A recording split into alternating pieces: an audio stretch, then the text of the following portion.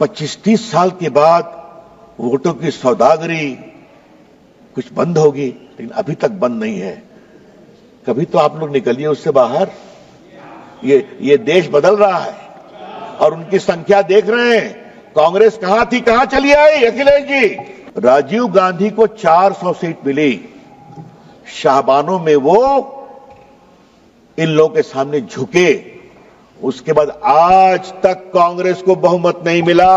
याद करिए आप, देश की हवा कहां बह रही है समझिए अखिलेश बाबू। आप लोगों ने संविधान का कुछ मिसलीड करके, धोखाधड़ी करके यूपी में कुछ गड़बड़ किया, जनता को समझ में आ गया तो हरियाणा जिता दिया, फिर आपके महाराष्ट्र जिता दिया, फिर दिल्ली जिता दिया और अब बिहार भी जिताने वाले। निश्चित रहिए आप। सर, जिस प्रदेश से हम आते हैं, जहां से गिरिराज जी भी आते हैं, वहां एक बहुत बड़ा चलता है मामला सर, इनने सड़क मत बनाई, यहां वोट ना मिल रही है ना। ये हम नहीं करते, हम सबको एक नजर देखते हैं, वोट दो या न दो। एक बिहार के बड़े वरिष्ठ नेता को भी कोट करना चाहेंगे और उन्होंने कहा था कि पूरा लूट लिया है, पटना में भी लूट लिया है, एकदम वफ का कानून होना चाहिए। और सर, वो नेता जो थे, जो उन्होंने बात कही सर, वो हमारे बिहार के पूर्व मुख्यमंत्री लालू प्रसाद जी थे। शाहबानों के केस में जब सुप्रीम कोर्ट ने एक निर्णय दिया कि शाहबानों एक डिजर्टेड वाइफ थी, उनको कुछ 100 रुपये मिले, तो सुप्रीम कोर्ट के फैसले पर हो हल्ला किया गया। यही लोग हैं। और सर, उस समय राजीव गांधी इस देश के प्रधानमंत्री थे, 400 का बहुमत था, मात्र एक बेवा मुस्लिम 75 साल की महिला को कुछ 100 रुपये दिए गए, क्या हंगामा खड़ा कर दिया गया। और सर, आज जब मैं शाहबानों पर बात कर रहा हूं सर, तो मुझे अपने दोस्त आरिफ मोहम्मद खान के बारे में कुछ बोलना है सर। वो आपकी सरकार में मंत्री थे, उनका 2 दिन ऐतिहासिक भाषण हुआ था इसी सदन में कि सुप्रीम कोर्ट का फैसला अच्छा है। एकाएक हंगामा गया, राजीव गांधी हिल गए, डोल गए, कहे तुम वापिस हो जाओ, हम कानून ला रहे हैं सुप्रीम कोर्ट के निर्णय को उलटने के लिए। सर, मैं विपक्ष की बात सुन रहा था, मुझे उनके तर्क को समझने में थोड़ी कठिनाई हो रही है। वक्फ बिल में संशोधन होना चाहिए, लेकिन नहीं भी होना चाहिए। ये दोनों तर्क कैसे चलेगा? सबसे पहले बात थोड़ा संविधान की कर लेते हैं।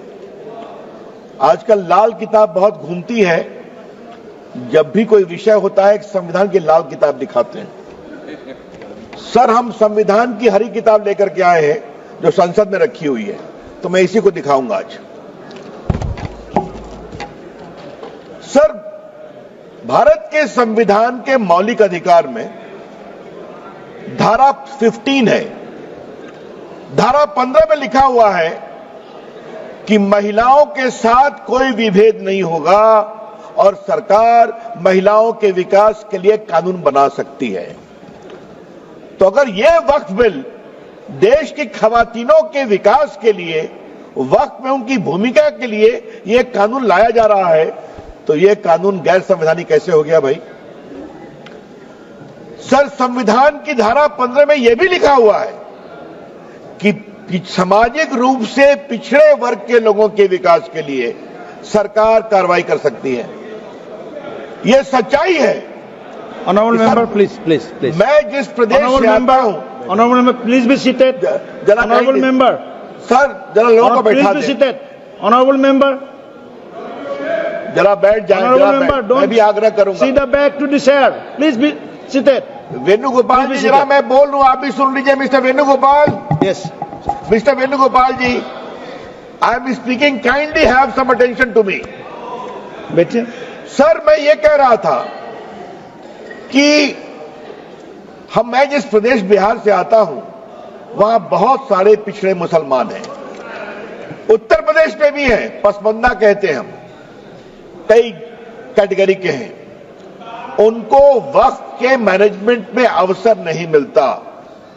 और अगर संविधान की धारा 15 के आलोक में इस बिल में इस बात का प्रावधान किया जा रहा है कि पिछड़े मुसलमानों को भी वक्फ में जगह दी जाएगी, उनको जगह दी जाएगी तो परेशानी क्यों है इनको? और सर, जहां तक सर सवाल है सर, मैं ये बताना चाहता हूं कि संविधान की दुहाई का जवाब मैं संविधान से ही दे रहा हूं। ये वक्त में जो संशोधन हो रहा है वो मौलिक अधिकार की धारा 15 में उसकी अनुमति मिलती है। अब सर धारा 25 की बात की गई सर।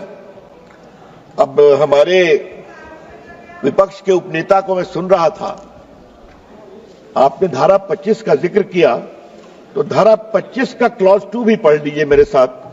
सर मैं आपके सामने पढ़ना चाहता हूं।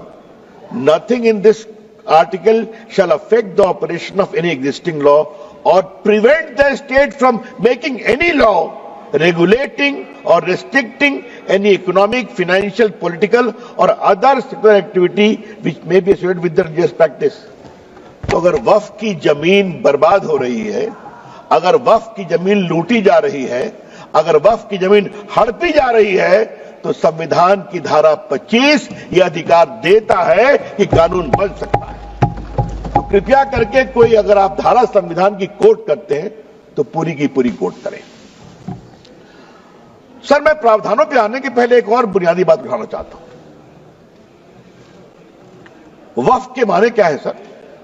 माननीय मंत्री जी ने विस्तार से बताया है। Waqf is not a religious body, Waqf is just a statutory body. वो कोई धार्मिक संस्था नहीं है, वो सिर्फ एक वैधानिक संस्था है। सर दूसरा सवाल आएगा सर, अच्छा आप अपने पारी का इंतजार करिए ना। You are a very eloquent speaker, I know, wait for your turn. Sir इसी से एक और सवाल उठता है सर, मुतवल्ली की क्या भूमिका होती है? आज मैं चाहता हूं इस बात को सदन में रखूं और सदन के माध्यम से देश में जाए। सर मुतवल्ली को सिर्फ मैनेजर बोलते हैं सर, और ये मैं नहीं बोल रहा हूं, मैं इस्लामिक लॉ के एक बहुत बड़े scholar Mulla law of Mohammedan law, इस किताब के मैं 3 लाइन कोट करूंगा sir. Mulla principle of Mohammedan law, M Hidayatullah जो भारत के पूर्व मुख्य न्यायाधीश थे, उन्होंने इसको रिवाइज किया था सर, बहुत बड़े जूरिस्ट थे। और मैं इसके सिर्फ एक पैराग्राफ को पढ़ूंगा sir. Para 202 मुतवल्ली, under the Mohammedan law, the moment a waqf is created, all rights property pass on the waqif and vested in the Almighty. The mutawalli has no right in the property belonging to the waqf. The property is not vested in him. He is not a trustee. He is merely a superintendent or a manager. तो मुतवल्ली साहब ये 8 लाख की property के खाली manager हैं, और क्या हो रहा है? तो क्या सरकार खामोश है? अगर वक्फ देने वाले की प्रॉपर्टी लूटी जा रही है तो क्या खामोशी चलेगी सर? ये तो नहीं चलेगी। सर कुछ और मैं बुनियादी सवाल उठाना चाहता हूं सर इस बहस में, जो उठना चाहिए। ये 8 लाख संपत्ति है, इसमें कब्रिस्तान भी होंगे, इसमें मस्जिद भी होगी सर। आज मैं ये सवाल इस संसद के सामने उठाना चाहता हूं, कितने स्कूल बने वक्फ की संपत्ति पर, कितने अस्पताल बने वक्फ की संपत्ति पर, कितने स्किल सेंटर खुले वक्फ की संपत्ति पर, कितने अनाथालय खुले वक्फ की संपत्ति पर, कितनी बेवा विधवा बेटियों बहनों को सिखाए गए सिलाई कढ़ाई जीने का तरीका, गिनतियों पर भी आएगा सर। तो ये बार बार जो वक्फ की बात बोलते हैं, अगर आज इस कानून के द्वारा वक्फ की जमीन को रेगुलेट करके उसकी प्रॉपर्टी में फंडिंग अच्छी आए और उस जमात के लोगों के लिए इसका विश्वास बढ़े, तो इनको परेशानी क्यों होती है सर? सर इस परेशानी की मैं वजह समझता हूं सर, और अब मैं इस परेशानी की वजह पर आ रहा हूं सर। दिल से तो कहते हैं कि हम चाहते हैं संशोधन हो, लेकिन राजनीतिक मजबूरी इनके पैर पीछे खींचती है। सर बहुत सालों से राग वही है, सुर वही है, तीखापन वही है, भाषा वही है। और मैं 3 उदाहरण देना चाहता हूं सर। याद करिए, शाहबानो के केस में जब सुप्रीम कोर्ट ने एक निर्णय दिया कि शाहबानो एक डिजर्टेड वाइफ थी, उनको कुछ 100 रुपये मिले, तो सुप्रीम कोर्ट के फैसले पर हो हल्ला किया गया। यही लोग हैं, यही। और सर, उस समय राजीव गांधी इस देश के प्रधानमंत्री थे, 400 का बहुमत था। मात्र एक बेवा मुस्लिम 75 साल की महिला को कुछ 100 रुपये दिए गए, क्या हंगामा खड़ा कर दिया गया। और सर, आज जब मैं शाहबानों पर बात कर रहा हूं सर, तो मुझे अपने दोस्त आरिफ मोहम्मद खान के बारे में कुछ बोलना है सर। वो आपकी सरकार में मंत्री थे। उनका 2 दिन ऐतिहासिक भाषण हुआ था इसी सदन में कि सुप्रीम कोर्ट का फैसला अच्छा है। एकाएक हंगामा गया, राजीव गांधी हिल गए, डोल गए, कहे तुम वापिस हो जाओ, हम कानून ला रहे हैं सुप्रीम कोर्ट के निर्णय को उलटने के लिए। ये भी हमने देखा है ना सर। शाहबानों के बाद यात्रा आती है साराबानों तक सर, 3 तलाक पर। 3 तलाक को लेकर सर इतनी परेशानी थी, मुस्लिम महिलाएं गई थी कोर्ट में। और सर, मैं हाउस में आज कहना चाहता हूं, 2 साल तक इनकी सरकार ने सुप्रीम कोर्ट में जवाब नहीं फाइल किया, ताकि मामला लटकता रहे। और आज सर, मैं बड़े गर्व के साथ कहता हूं कि जब 14 में सरकार आई, तो माननीय प्रधानमंत्री जी ने मुझे कानून मंत्री बनाया था, तो फाइल आई कि सर का जवाब फाइल करना है, सुप्रीम कोर्ट डांट लगा रहा है। तो मैं गया प्रधानमंत्री जी के पास, तो उन्होंने कहा जाओ कोर्ट के अंदर और कोर्ट के बाहर खड़े हो जाओ कि नरेंद्र मोदी की सरकार 3 तलाक की पीड़ित महिलाओं का खड़ी है। सर, आज मैं all India Muslim personal law के बारे में कुछ कहना चाहता हूं, बोर्ड के बारे में। सुप्रीम कोर्ट में जब 3 तलाक के मामले की सुनवाई चल रही थी, तो all India Muslim personal law board ने कहा कि आप फैसला मत करिए, हम एक निकाहनामा बनाएंगे और पूरे देश में घुमाएंगे कि निकाह करते समय 3 तलाक नहीं दोगे, ये शर्त रखोगे। सर, याद करिए, कानून बना, इसी all India Muslim personal law board ने पूरे देश में 3 तलाक के खिलाफ एक बहुत बड़ा आंदोलन करने का, उकसाने का काम किया। ये भी, और ये लोग सब लोग खड़े हो गए, सब लोग खड़े हो गए। सर, तीसरा मामला, धारा 370 की समाप्ति का, यही बिल आया था ना सर। माननीय गृह मंत्री बैठे हैं ना, हिम्मत दिखाई थी ना, सब लोग एक थे ना। देश टूट जाएगा, देश में आग लग जाएगी। आज 370 समाप्त हो गया। आज कश्मीर का विकास हो रहा है, जम्मू का विकास हो रहा है, पूंजी निवेश हो रहा है। और सर, याद करिए, अभी जो चुनाव हुआ है, एक भी बूथ पर रिपोल नहीं हुआ जो उमर अब्दुल्ला की सरकार बनी है। जहां पाकिस्तानी झंडे लहराते थे, आज वहां लाल चौक में तिरंगा लहराता है और भारत माता की जय बोलते हैं। सर, ये बात मैं क्यों बोल रहा हूं? सर, ये बात मैं क्यों कह रहा हूं सर? मैंने 86 से 20 तक की कहानी बताई। स्वर वही है, सुर वही है, तलखी वही है। चाहे संशोधन लाओ वक्फ में, चाहे लाओ 370 में। तो हम ये भी कहना चाहते हैं कि अब ये नहीं चलेगा, और बड़ी जिम्मेदारी से कहना चाहता हूं सर, एक सवाल उठाने की इच्छा होती है, वोट बैंक के लिए देश कहां तक जाएगा? क्यों जाना चाहिए?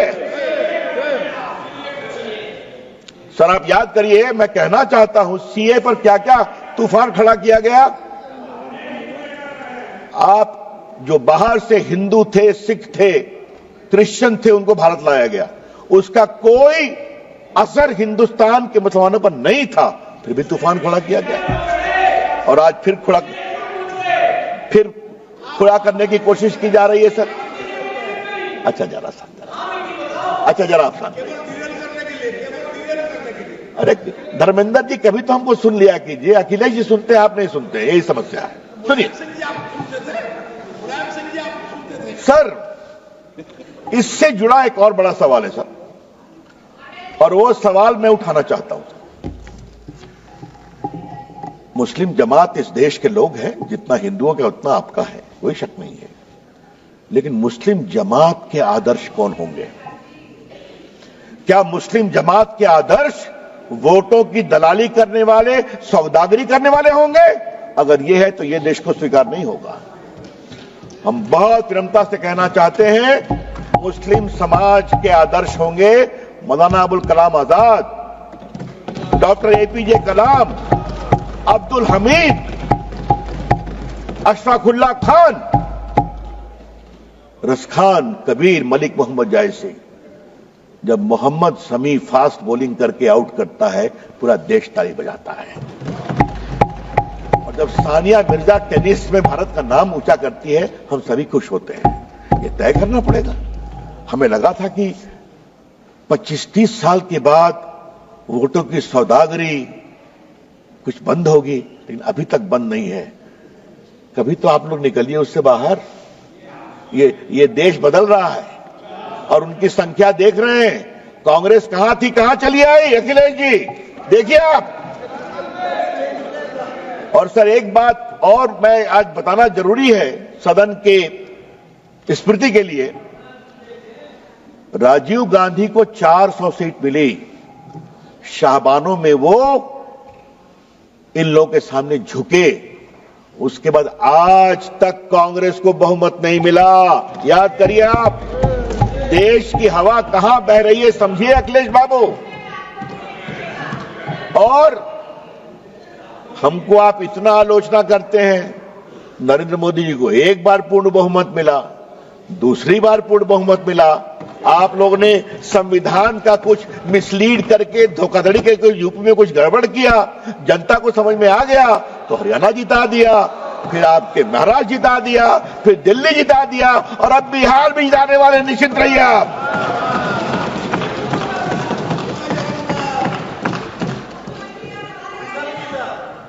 वो तो पहले जीत गए थे।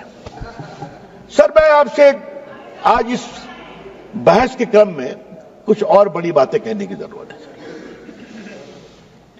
ये जो 13 का कानून, बार बार कहा जा रहा है कि अच्छा लगा मुझे उपनेता ने, कांग्रेस ने कुछ कहा कि बदलाव पहले भी हुए हैं। सर आपकी जानकारी के लिए अगर देखें आप, आजादी के बाद 54 में एक्ट आया, 59 में बदलाव हुआ, 64 में बदलाव हुआ, 69 में हुआ, 84 में बदलाव हुआ, फिर 95 में आया। और सर ये रिकॉर्डेड है, अगर आप निर्देश देंगे तो हम प्रस्तुत करेंगे। ये सारा कुछ बदलाव कुछ जमातों के दबाव में आया। और सर 95 कब आया? जब राम जन्मभूमि का आंदोलन चल रहा था। हाँ, तो इन लोगों ने कहा ठीक है हमारे वक्फ में बदलाव करो। और 13 कब आया? जब इनके हारने का रास्ता खुल रहा था। सर जब आप इस तरह से कानून में बदलाव करते हैं तो आपकी मंशा अक़लियत की सेवा करना नहीं है, आपकी मंशा अपने वोट का इजाफा करने की है। फिर भी आप हार जाते हैं, तो फिर भी नहीं समझते हैं। सर अब मैं इसकी आवाज मैं सुन रहा हूं, अपने प्रदेश की है क्या आप? चलिए आपके मित्र की बेटी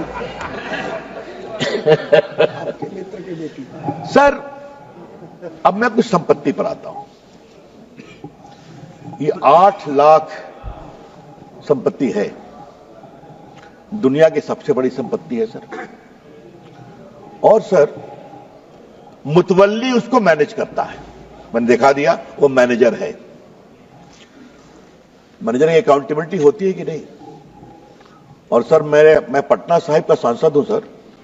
हमारे क्षेत्र में गर्दनी बाग में सर एक सरकारी जमीन पर तालाब है जहां लोग छठ में अर्घ देते हैं सर। हाई कोर्ट में सरकार ने कहा कि यह सरकारी जमीन है, और वहां से 5-7 किलोमीटर दूर एक कब्रिस्तान है, 1920 का रिकॉर्डेड। कुछ लोग कहते हैं ये हमारा वक्फ है। हर बार छत पे खड़े हो जाते हैं। फतवा में यही काम किया। अभी तो सर मैं अभी तो 113 बात की गई दिल्ली की, मैं सुन रहा था, उन्होंने कहा ये जो फोर्ट विलियम है ना कलकत्ता में सेना का कमांड, वो भी हमारा वक्फ है। अब आगे तो कहेंगे कि पूरा हिंदुस्तान वक्फ है, क्योंकि हमारे यहां तो हमारे सम्राट हुए थे। क्या देश ऐसे ही चलेगा क्या?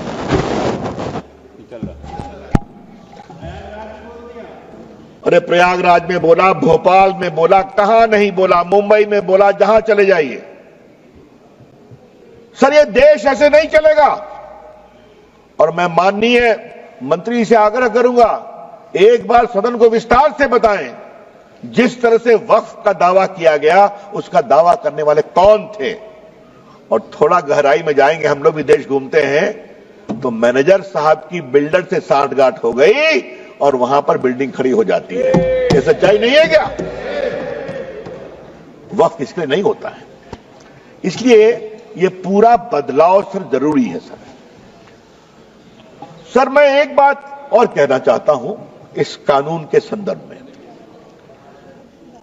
लेकिन उसके पहले सर हम एक बिहार के बड़े वरिष्ठ नेता को भी कोट करना चाहेंगे। और सर आपसे मैं आग्रह करूंगा, उनका नाम मैं बाद में पढ़ूंगा, लेकिन मैं चाहता हूं कि उनकी बड़ी विद्वता भरी टिप्पणी थी सर, वो सदन के सामने आनी चाहिए सर, वो बहुत जरूरी है। वो उस समय सर पार्लियामेंट में थे और उन्होंने कहा था कि पूरा लूट लिया है, पटना में भी लूट लिया है, एकदम वक्फ का कानून होना चाहिए। और सर वो नेता जो थे, जो उन्होंने ये बात कही सर, वो हमारे बिहार के पूर्व मुख्यमंत्री लालू प्रसाद जी थे। तो मेरे पास उनका कोट है, अगर आप कहेंगे तो निकाल के पढ़ दूंगा। अच्छा मैं लेकर दूंगा सर। किसने नहीं विरोध किया? और आज मैं विपक्ष को एक ही बात कहना चाहता हूं, कुछ तो दिल में झांकिए आप sir. I will take 5 minutes, I will conclude. कुछ तो दिल में झांकिए आप कि अगर वक्फ की संपत्ति की लूट हो, हम खामोश रहें? इसको सख्त करना बहुत जरूरी है सर। एक बात उन्होंने बार बार कही कि पहले हाईकोर्ट को भी पावर था। High court did not have any direct power. High court चाहे तो कॉल फॉर कर सकता है या कोई कंप्लेन कर सकता है। लॉ में कोर्ट जाना मना था और ट्राइब्यूनल ने कैसे कैसे काम किया ये भी आप जानते हैं। तो आज यहां पर कोर्ट में भी आप जा सकते हैं। और मैं माननीय मंत्री जी को सलाह दूंगा, मैं 2-3 ट्राइब्यूनल की कहानी जानता हूं, कृपया करके ट्राइब्यूनल ठीक ठाक चले, सिर्फ सेटिंग गेटिंग नहीं हो। यह भी बहुत जरूरी है कि ट्राइब्यूनल में ईमानदारी से फैसला होना चाहिए। सर मैं आपसे इसलिए कहता हूं कि जो बार बार आज कह रहे हैं, मैं इनसे एक सवाल पूछूंगा, मैं चाहूंगा कांग्रेस के भी जवाब दे इसको। आज क्रिश्चियन समाज क्यों दुखित है कि वो चाहते हैं वक्फ में बदलाव हो? पूरे भारत के क्रिश्चियन समाज, केरला के क्रिश्चियन समाज, the Christian community and the churches are very very disturb by the encroachment of their property under the garb of Waqf. तो उनको लगता है बदलाव जरूरी है। अखिलेश जी आपको भी कभी सोचना ही पड़ेगा, कभी आपको भी सोचना ही पड़ेगा। हा? जिस तरह चल रहा है, उत्तर प्रदेश में भी बहुत से क्रिश्चियंस हैं आपके लखनऊ के आसपास, मालूम है ना आपको? अच्छा चलिए सर, 2-3 बिंदु बस देके अपनी मैं बात समाप्त करूंगा सर। नंबर 1, आप इस बिल का विरोध करते हैं तो क्यों करते हैं? इसका जवाब नहीं दे रहे। और मैं चाहूंगा सब लोग मेरी बात पर जवाब दें कि आपको इस बिल से क्या परेशानी है। नंबर 2, क्या आप चाहते हैं कि वक्फ की प्रॉपर्टी हड़पने, लूटने, दलाली, बिचौलियों के बीच में रहे या गरीबों के लिए काम में आए, पसमंदा मुसलमानों के लिए काम में आए, बेटियों के लिए काम में आए? ये उसके लिए रास्ता खोलता है। और सर तीसरी बात, इस बिल में बड़े बड़े नामी गिरामी मेंबरान पार्लियामेंट, जूरिस्ट, रिटायर्ड जजेस, महिलाएं, सिविल सोसाइटी सब आके देखने वाली है। तो आपको शर्मिंदगी किस बात की है? सर एक बात मैं विनम्रता से कहूं, परेशानी किस बात की है? मैनेजर साहब के ऊपर कंट्रोल नहीं होना चाहिए। मुतवल्ली के ऊपर कंट्रोल नहीं होना चाहिए। तो ये नरेंद्र मोदी जी की सरकार है। इसी all India personal law board ने क्या कहा अभी, जब आपके इफ्तार में नहीं जाएंगे, मैं नाम नहीं लूंगा, संजय जायसवाल समझ रहे हैं मैं क्या कहना चाह रहा हूं, कहा था ना इन लोगों ने क्या इफ्तार में नहीं जाएंगे, आपको बुलाएंगे भी नहीं। तो मैं उनसे बड़ी विनम्रता से कहूंगा, आपके वो दिन लट गए तब आप वीटो लगाते थे। ये नरेंद्र मोदी जी की सरकार है, विकास के लिए हर काम करेगी। और बस सर एक अंतिम बात कह के अपनी बात समाप्त कर रहा हूं, बस एक पॉइंट।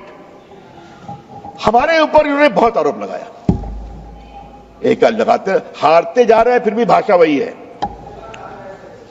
लेकिन सर मैं एक बात कहूं, अगर नरेंद्र मोदी की सरकार कहती है सबका साथ, सबका विकास, सबका प्रयास, तो ये बात को हमें गर्व है। अगर गैस दिया तो क्या हिंदू मुसलमान में कोई फर्क किया? अगर शौचालय बनाया तो कहा हिंदू मुसलमान में फर्क करना है? अगर सड़कें बनी तो क्या यह कहा कि मुस्लिम गांव से सड़क नहीं जाएगी? वोट दो या न दो, हम जब सत्ता में हैं तो पूरे हिंदुस्तान को एक नजर से देखेंगे। सर जिस प्रदेश से हम आते हैं, जहां से गिरिराज जी भी आते हैं, वहां एक बहुत बड़ा चलता है मामला सर, इन्ने सड़क मत बनाही, यहां वोट ना मिल रही है ना? ये हम नहीं करते, हम सबको एक नजर देखते हैं, वोट दो या न दो। इसलिए कभी कभी आप कुछ तो हमसे सीखिए, ये देश के हित में है सर। मैं मोदी जी का अभिनंदन करता हूं, मंत्री जी का अभिनंदन करता हूं, गृह मंत्री जी का अभिनंदन करता हूं। हम ये बदलेंगे देश के लिए, अक़लियत के लिए, खवातीनों के लिए। बहुत बहुत धन्यवाद।